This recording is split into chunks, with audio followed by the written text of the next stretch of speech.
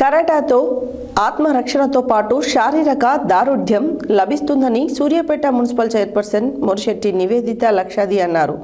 ఆదివారం జిల్లా కేంద్రంలోని Suman Shotokan sports karate academy విద్యార్థులు ఇటీవల హైదరాబాద్లోని సరూర్ నగర్ ఇండోర్ స్టేడియంలో జరిగిన new dragon fights martial arts association నిర్వహించిన షిఫ్ట్ ఇంటర్నేషనల్ కరాటే ఛాంపియన్షిప్లో గెలుపొందిన విద్యార్థులకు బెల్టులు, సర్టిఫికెట్లు పంపిణీ చేసే కార్యక్రమంలో ఆమె పాల్గొని మాట్లాడారు.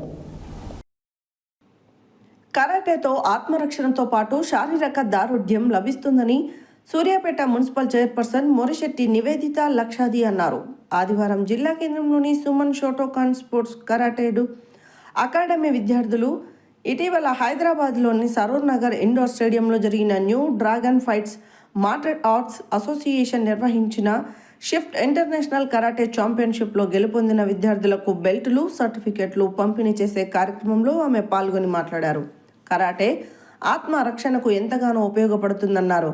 విద్యార్థి దశ నుండే శారీరక దారుఢ్యానికి ఉపయోగపడే కరాటే వంటి వాటితో సంపూర్ణ ఆరోగ్యం లభిస్తుందన్నారు. నేటి సమాజంలో బాలికలకు కరాటే ఎంతో అవసరమని గుర్తు చేశారు.